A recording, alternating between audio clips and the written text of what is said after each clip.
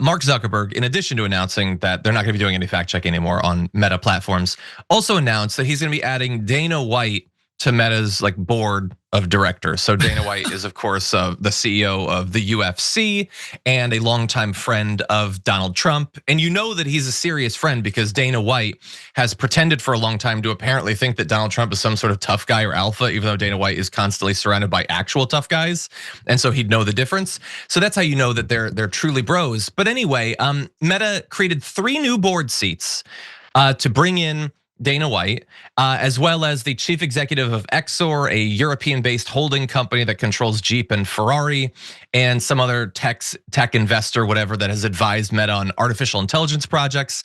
I don't know anything about that last guy, except that if he has been helping to craft Facebook's current position on AI, then I don't think he should be in charge of anything because that's entirely been a debacle. Clearly his advice isn't worth much.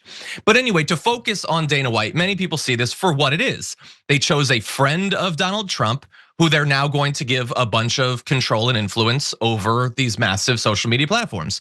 It's giving more to Donald Trump. He's given money, he's changed policies to allow more misinformation to be spread, and now he's literally bringing them in to help control Meta. Now, there's another argument being made for why he's bringing him in. Supposedly, Mr. White and Mr. Zuckerberg have bonded over their passion for professional fighting, including mixed martial arts, which Zuckerberg has been engaged in for a few years. And I don't believe that's why he's being brought on. But I do want to mention it, if only to remind everyone that back in 2023, Mr. White attempted to broker a cage match between Mark Zuckerberg and Elon Musk.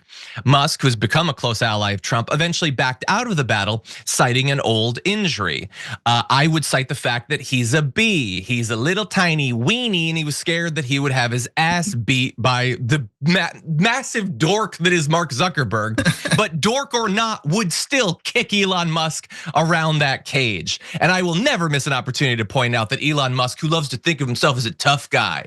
I mean, he tells advertisers to go F himself and he bought a leather jacket, ran screaming from a fight with that dork ass Mark Zuckerberg.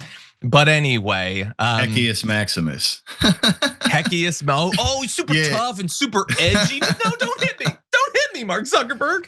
After he was the one challenging to a fight. What a little weenie.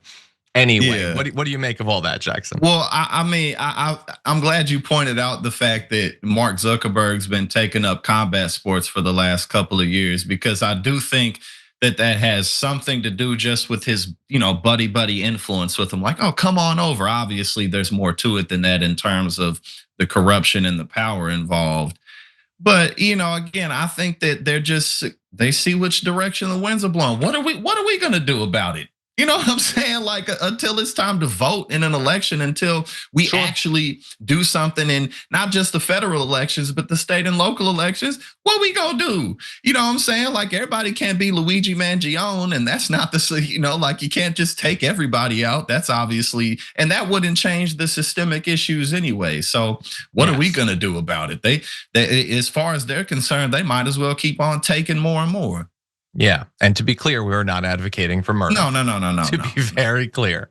But anyway, yes, a good point. And in closing, I will just say, I find I don't actively watch UFC, but I got nothing against it. It seems cool, and I used to do jujitsu. So if Mark Zuckerberg, wants to engage in that for fun or exercise, makes all the sense in the world. But I will point out that if he engaged in it to make himself a tough guy, it evidently is not sufficient to give you bravery or a backbone, because Zuckerberg, while he could beat up Elon Musk, is willingly bowing down to the rise of fascism in America. And so I guess it didn't quite get you there, Zuckerberg.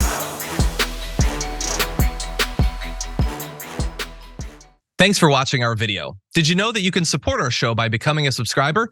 Just click the subscribe button and also ring the bell so that you get notifications when we're live or when we post new content.